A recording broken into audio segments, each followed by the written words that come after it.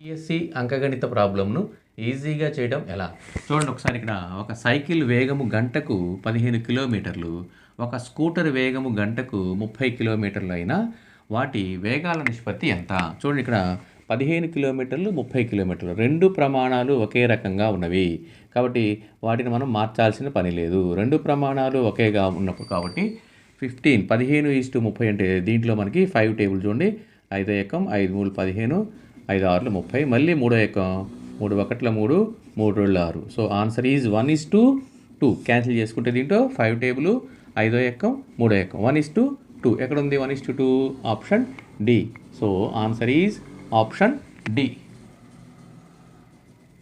అంక ఎలా చూడండి ఒకసారి ఇక్కడ 5 మీటర్లు మరియు 10 కిలోమీటర్ల దూరాల మధ్య నిష్పత్తి ఎంత అన్నాడు. అంటే ఏంటి ఇక్కడ 5 మీటర్లు ఈజ్ టు 10 కిలోమీటర్స్ 10 కిలోమీటర్లు. ఈ 2 ప్రమాణాలు వేరువేరుగా ఉన్నాయి కాబట్టి ఇది మీటర్లో ఉంది కాబట్టి దీన్ని కూడా మనం మీటర్లోకి మార్చాలి. చూడండి 5 మీటర్లు ఈజ్ కాబట్టి దీని ఏం చేయాలి 10 into 1 kilometre is equal to 1000 మీటర్లు. కాబట్టి 10 ఇంటూ 1000 10 ఇంటూ 1000 వేస్తే 5 ఈస్టు ఎంత వచ్చింది ఇక్కడ 10,000 మీటర్లు.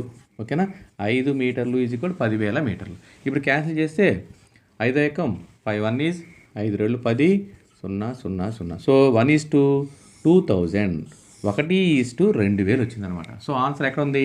Option C. So answer is option C. ఒకే రకమైన ప్రమాణాల్లోకి మార్చి మాత్రమే చేయాలి. ఓకేనా? Thank you. అంకగణిత ప్రాబ్లంను ఈజీగా చేయడం ఎలా? చూడండి ఒకసారి ఇక్కడ 50 పైసలు మరియు 5 రూపాయల మధ్య నిష్పత్తి ఎంత? చూడండి ఇక్కడ 50 పైసలు 5 రూపాయలు. 1 రూపాయి ఈజ్ ఈక్వల్ టు 100 పైసలు. కాబట్టి 2 ప్రమాణాలని ఒకే రకంగా మార్చాలి. కొన్ని ఇక్కడ 50 పైసలు దీన్ని పైసల్లోకి మారిస్తే 5 ఇంటూ 100 పైసలు అయిపోయింది. అవునా?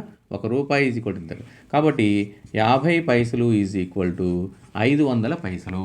సో 2 ప్రమాణాలు ఒకే రకంగా ఉంది కాబట్టి ఇప్పుడు మనం క్యాన్సిల్ చేసుకోవచ్చు. 5 table 5 1 is 5 1 5 5 10 50. So 1:10. So answer is 1:10 option D. So answer is option D. ఒకే ప్రమాణాలు ఉన్నప్పుడు మాత్రమే క్యాన్సిల్ చేయాలి. అంకగణిత ప్రాబ్లంను ఈజీగా చేయడం ఎలా? చూడండి ఒకసారి ఇక్కడ ఒక ఫుట్బాల్ జట్టు ఆడిన మొత్తం మ్యాచ్లలో 10 మ్యాచ్లు గెలిచినది.